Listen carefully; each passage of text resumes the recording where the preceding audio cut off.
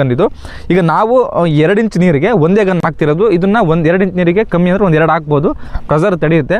ಹಾಗಾಗಿ ನಾವು 2 ಇಂಚ್ ನೀರಿಗೆ ಸದ್ಯಕ್ಕೆ 1 ಹಾಕಿ ನಿಮಗೆ ತೋರಿಸ್ತಾ ಇರೋದು ಯಾವ ರೀತಿ ನೀರು ಸ್ಪ್ರೆಡ್ ಆಗುತ್ತೆ ಅನ್ನೋದನ್ನ ನೋಡಿ. ಇದರಲ್ಲಿ ಇನ್ನೊಂದು ನಾಜಲ್ಲು 3 ಟೈಪ್ ಬರುತ್ತೆ. ನಮಗೆ ನೀರು ಎಷ್ಟು ಸ್ಪ್ರೆಡ್ ದೂರ ಆಗಬೇಕು ಅನ್ನೋದ್ರ ಮೇಲೆ ನಾಜಲ್ ಕೊಟ್ಟಿದ್ದಾರೆ ನೋಡಿ. ಇವು ನಾಜಲ್ ಏನು ಕೆಲಸ ಮಾಡ್ತೇವೆ, ನೀರನ್ನ ಎಷ್ಟು ದೂರ ಹೊಡಿಬೇಕು ಅನ್ನೋದ್ರ ಮೇಲೆ ಡಿಸೈಡ್ ಆಗ್ತವೆ.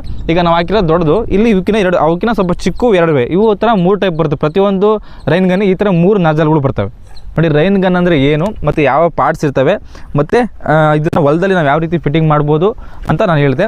ಇದನ್ನು ನಾವು ಹೊಲದಲ್ಲಿ ಬಳಕೆ ಮಾಡೋದ್ರಿಂದ ನಮ್ಮ ರೈತರಿಗೆ ಏನೆಲ್ಲ ಲಾಭ ಮತ್ತು ಯಾವ ನೀರಿಗೆ ನಾವು ಇದನ್ನ ಬಳಕೆ ಮಾಡ್ಬೋದಪ್ಪ ಅಂತಂದರೆ, ಮೊದಲನೇದಾಗಿ ಯಾರ ಹೊಲದಲ್ಲಿ ಕಮ್ಮಿ ನೀರಿರುತ್ತೋ ಅವರಿಗೆ ಇದು ತುಂಬ ಬಳಕೆ ಆಗುತ್ತೆ. ಯಾಕಪ್ಪ ಅಂದರೆ 1-1.5 ಇಂಚ್ ನೀರಿತ್ತಂದರೆ ಈ ಥರ ಒಂದು ಗನ್ನು ನೀವು ಬಳಕೆ ಮಾಡಿದರೆ ಇದು ಕಮ್ಮಿ ಅಂದರೆ ಹತ್ತಿರ 1/4 ಎಕರೆನ ಕವರ್ ಮಾಡುತ್ತೆ 1 ಗಂಟೆಗೆ.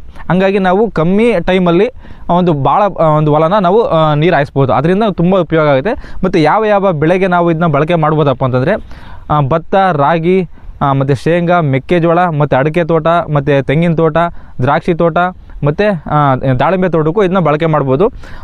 ಇದರಿಂದ ಕಮ್ಮಿ ಸಮಯದಲ್ಲಿ ಹೆಚ್ಚು ಪ್ರದೇಶನ ನೀರು ಹಾಯಿಸ್ಬೋದು. ಮತ್ತು ಇನ್ನೊಂದು ಲೇಬರ್ ರಿಕ್ವೈರ್ಮೆಂಟು ಕಮ್ಮಿ ತಾಣುತ್ತೆ. ಯಾಕಂದರೆ ಈ ಥರ 1-2 ಗನ್ ಇದ್ದರೆ ಕಮ್ಮಿ ಅಂದರೆ ನಮ್ಮ 3-4 ಎಕರೆಗೆ ಇದನ್ನ ಶಿಫ್ಟ್ ಮಾಡ್ಕೊಂಡು ಹೋದರೆ ಸಾಕು.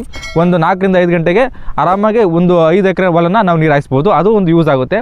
ಮತ್ತು ಇದು ಬೇಸಿಗೆಗಾಲದಲ್ಲಿ ನಮ್ಮ ಗಿಡಕ್ಕೆ ತುಂಬ ತಂಪನ್ನ ಮೇಂಟೈನ್ ಮಾಡುತ್ತೆ. ಹೆಂಗಪ್ಪ ಅಂತಂದರೆ ಇದು ಮಳೆಯಂತೆ ನೀರು ಹಾಯಿಸೋದ್ರಿಂದ ಯಾವಾಗಲೂ ತೇವಾಂಶ ಭೂಮಿಯಲ್ಲಿ ಇದ್ದೇ ಇರುತ್ತೆ. ನಾವು ಬೇಸಿಗೆಗಾಲದಲ್ಲಿ ತುಂಬ ಒಂದು ಉಪಯೋಗ ಆಗುತ್ತೆ ಇದರಿಂದ.